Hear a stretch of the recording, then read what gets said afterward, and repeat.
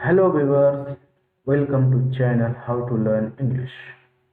आज शुरू करते हैं दूसरा सबक, लेसन नंबर 2, लेटर्स की तकसीम। तलफ़ुज़ के एतबार से यानी प्रोनाउंसिएशन के एतबार से लेटर की दो किस्में हैं। प्रोनाउंसिएशन यानी बोलना, तलफ़ुज़ करना कि किसकी आवाज़ कैसी हो और किसकी आवाज़ कैसी हो। तो इस हिसाब से अंग्रेजी के जो लेटर्स हैं ए से लेकर जेड तक, उसकी दो किस्म हो जाती है। नंबर एक ओवेल और नंबर दो कॉन्सोनेंट। ओवेल और कॉन्सोनेंट किसे कहते हैं, चले हम देखते हैं। जिस तरह उर्दू में, अरबी में हुरूफ इल्लत होते हैं, बीमार हुर्फ, और उसके खास अलग कायदे भी होते हैं, जैसे अलिफ या वाव, इनके खास कायदे हैं और कहीं पर वो गिर जाते हैं, कहीं पर पड़ जाते हैं, या उस हिसाब से उसके मखसूस कवायद होते हैं। ऐसे ही इंग्लिश के अंदर भी लेटर्स की दो किस्म होती है, वावेल और कॉन्सोनेंट। तो वावेल ये हुरूफ इल्लत के मानिंद है। इसके 5 हरूफ हैं, ए, ई, आई, ओ, यू। ये कुल 5 हरूफ हैं और बाकी जितने हैं सब कॉन्सोनेंट हैं। यानी यूं मान लें कि इंग्लिश के ए से लेकर जेड तक 26 लेटर्स हैं। 26 में से 5 वोवेल्स के हैं, बाकी 21 ये कॉन्सोनेंट में से हैं। तो हम अगर वोवेल याद कर लें, ए, ई, आई, ओ, यू याद कर लें, तो फिर बाकी के जितने होंगे सब कॉन्सोनेंट के होंगे। तो इसीलिए हमें ए, ई, आई, ओ, यू को इतना रट लेना है कि हमारी ज़बरदस्त हो जाए। फिर जब आगे कायदे आएंगे, बहुत से कायदे हैं, बहुत से कवायद और उसूल है इसके, बहुत से ग्रामर से हैं, आगे जब आएंगे तो फिर फौरन पता चल जाए। और सिर्फ अगर वावेल को रट लेते हैं तो काफ़ी है। खैर, आगे एक कायदा बयान किया जा रहा है, ओवेल और कॉन्स्टेंट के इस्तेमाल के कायदे। तो ओवेल और कॉन्सोनेंट के बहुत से इस्तेमालात हैं, लेकिन यहाँ पे बस कुछ इस्तेमाल बयान किए गए हैं जिसे जानना जरूरी है। ये इस्तेमाल किस हिसाब से हैं, एक नजर जरा जान ले कि अगर किसी वर्ड से आपको एक का माना लेना है, जैसे एक आदमी, एक लड़का, एक हिरन, एक किताब, एक लड़की, इस तरीके से अगर जानना है तो वोवेल के हिसाब से किस तरह के कायदे यहाँ पे आएंगे वो बयान किया जा रहा है। इसी तरह कोई लड़का, कोई लड़की, या किसी आदमी को तुमने क्यों मारा, किसी आदमी को तुमने क्यों कहा, कोई किताब तुमने क्यों रखी, तो इस तरह के मानी लेने के लिए यहाँ पे वॉवेल्स और कॉन्सोनेंट के इस्तेमाल के कायदे बयान किए गए हैं। उनमें से जो पहला कायदा है, आप देख सकते हैं, एक, जिस लफ्ज का पहला हर्फ वावेल में से कोई एक हो और उसका तलफ़ुज़ भी वावेल ही की आवाज से हो, तो उससे पहले एक, कोई या किसी का तर्जमा करने के लिए एन का इस्तेमाल किया जाता है। यहाँ पे दोस्तों एक चीज बयान की गई है कि अगर हमको ए का माना लेना है, एक का माना लेना है, या कोई या किसी, ऐसा कुछ माना लेना है, तो कब हम करेंगे और कब एन का इस्तेमाल करेंगे। तो यहाँ पे रूल बताया है कि जिस वर्ड से हम एक का माना लेंगे उसका पहला लेटर देखिए।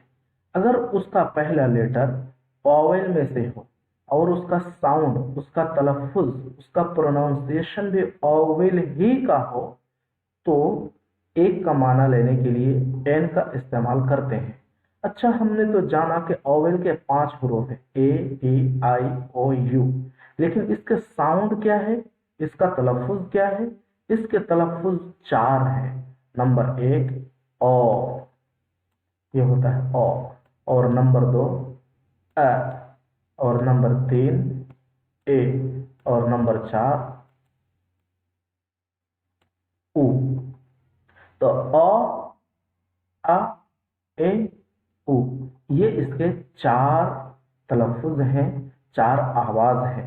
अगर इनमें से कोई भी एक आवाज़ पाई जाती है तो आप समझें कि ये ओवेल की आवाज़ है, ओवेल का साउंड है। तो हम देखेंगे अगर उसका पहला लेटर वॉवेल में से हो और उसका साउंड भी वॉवेल में से ही हो, तब एक का माना लेने के लिए एन का इस्तेमाल करेंगे। हाँ, कभी कभी ऐसा भी होता है कि लेटर तो वॉवेल का होगा लेकिन साउंड वॉवेल का नहीं होगा, साउंड हो जाएगा कॉन्सोनेंट का। और कॉन्सोनेंट के साउंड क्या है? ये वॉवेल के चार साउंड के अलावा जो भी साउंड्स हैं वो हो जाते हैं वॉवेल के कॉन्सोनेंट के साउंड। खैर, इसे देखते हैं हम। एक हाथी, एन एलिफेंट, एन एलिफेंट। तो हमने एक हाथी, एक का माना लेने के लिए जिस लफ्ज को इस्तेमाल किया है, एलिफेंट को एक बताना, यानी एक हाथी, एक का माना लेना है जिससे, तो उसके लिए हमने एन का इस्तेमाल किया, एन का इस्तेमाल किया। क्यों एन का इस्तेमाल किया? इसलिए कि एलिफेंट जो वर्ड है उस वर्ड का पहला लेटर ओवेल में से ही और उसका साउंड भी ओवेल का है। एक दावत, इंकपोट, इंकपोट, एन इंकपोट। एक सेब, एन एप्पल। एक बैल, एन ऑक्स। देखिए ओ, ये ऑक्स आ रहा है, ऑक्स, ओ का आवाज आ रहा है। एन एप्पल, ये ए का साउंड आ रहा है। इस तरीके से आप इसकी खूब मशक कर सकते हैं। नंबर 2, कायदा नंबर 2। कायदा नंबर 2 में हम देखते हैं जिस लफ्ज के शुरू में कॉन्सोनेंट हो और उसका तलफ़ुज़ भी कॉन्सोनेंट की आवाज से हो, तो उससे पहले एक कोई किसी का तर्जमा करने के लिए ए का इस्तेमाल किया जाता है। हाँ, ये बिल्कुल ओवेल के अपोजिट है कि अगर हमको एक का माना लेना है और उस वर्ड का पहला लेटर कॉन्सोनेंट में से है, यानी ओवेल के पांच ए आई ओ यू, अगर उनमें से कोई नहीं है तो ऑब्वियसली वो कॉन्सोनेंट का हो गया। तो अगर कॉन्सोनेंट का कोई लेटर है और उसका साउंड भी कॉन्सोनेंट का ही है, उसका तलफ़ुज़ भी कॉन्सोनेंट का ही है, तो एक का माना लेने के लिए फिर ए का इस्तेमाल करेंगे। जैसे आ बुक, आ बर्ड। यहाँ पे एक किताब को बताना है तो उसके लिए बुक, बुक देखिए कि बी ये कॉन्सोनेंट में से है और बी का साउंड भी अ, ए, ई और ओ में से नहीं है, इसीलिए एक का माना लेने के लिए हमने ए का इस्तेमाल किया। इसी तरह आ बट, आप इसको भी समझ सकते हैं। नंबर 3, जिस लफ्ज की शुरुआत तो कॉन्सोनेंट से हो लेकिन आवाज ओवेल की आए, तो उसमें एक, कोई या किसी का तर्जमा के लिए एन का इस्तेमाल करते हैं। हाँ, यहाँ पे ये बताया अगर लेटर, फर्स्ट लेटर कॉन्सोनेंट का हो लेकिन उसकी जो आवाज है, उसका तलफ़ुज़ ये वोवेल का आए, यानी चार जो हमने ऊपर तलफ़ुज़ बताया, ओ, आ, ए, ओ, उ। अगर ये चार साउंड में से कोई भी एक आता है तो फिर एक का माना लेने के लिए एन का इस्तेमाल करते हैं। जैसे यहाँ पे देख सकते हैं, एन ऑनेस्ट, एक ईमानदार आदमी। यहाँ पे देख सकते हैं कि ऑनेस्ट, ऑनेस्ट ये एच है और एच ये कॉन्सोनेंट में से है, मगर इसका जो साउंड है ये ओवेल का साउंड है, ओवेल का तलफ़ुज़ है। इसीलिए एक का माना लेने के लिए, एक का माना बताने के लिए एन का इस्तेमाल किया कि एक ईमानदार आदमी, एन ऑनेस्ट। इस तरह एक घंटा, एन और यहाँ पे भी एच वही सेम चीज है। और नंबर 4, कायदा नंबर 4, जिस लफ्ज की शुरुआत तो वोवेल से हो लेकिन आवाज कॉन्सोनेंट की आए तो उसमें एक, कोई या किसी का तर्जमा के लिए ए का इस्तेमाल करते हैं।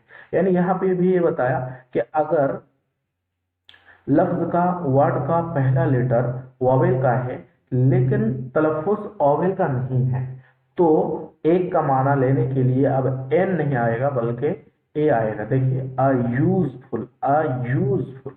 यहाँ पे यू, यू ये तो ओवेल में से है लेकिन इसका जो साउंड है ये अ, ए, ई, उ, ऊ में से नहीं है बल्कि यू है, यू है। और ये यू, ये जो तलफ़ुज़ है यू, ये जो आवाज़ है ये वोवेल का नहीं है बल्कि ऊ ये वोवेल का साउंड है। इसी तरह आ यूनिवर्सिटी, आ यूनिवर्सिटी। तो आप इस हिसाब से समझ सकते हैं। यानी यहाँ पे जो 4 फायदे बयान किए गए हैं इसका लुब्बे लुबाब यही है कि साउंड ज्यादा मैटर करता है, तलफ़ुज़। अगर किसी वर्ड का तलफ़ुज़ वोवेल का है, अ, ए, उ, अगर इन 4 साउंड में से आता है तो एक का माना लेने के लिए आपको एन का इस्तेमाल करना होगा। लेकिन अगर किसी वर्ड के शुरू में चाहे कोई भी लेटर हो, वोवेल का हो या कॉन्सोनेंट का हो, अगर उसका साउंड वोवेल का नहीं है तो एक का माना लेने के लिए ए का इस्तेमाल करेंगे, एन का नहीं। ये उसका खुलासा है।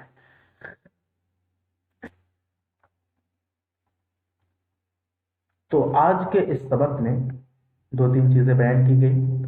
पहली चीज ये है कि तलफ़ुज़ के एतबार से लेटर की 2 किस्म है, और वोवेल और दूसरा कॉन्सोनेंट।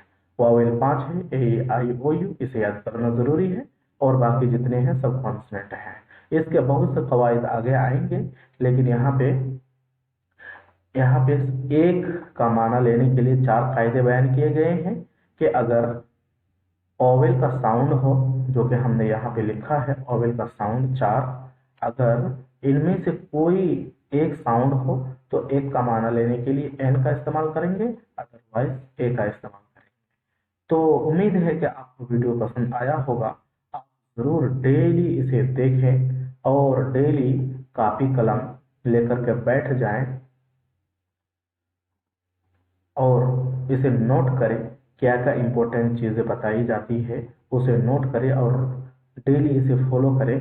ज़रूर बहुत जल्द आपको फ़ायदा दिखने लगेगा। Thank you for watching.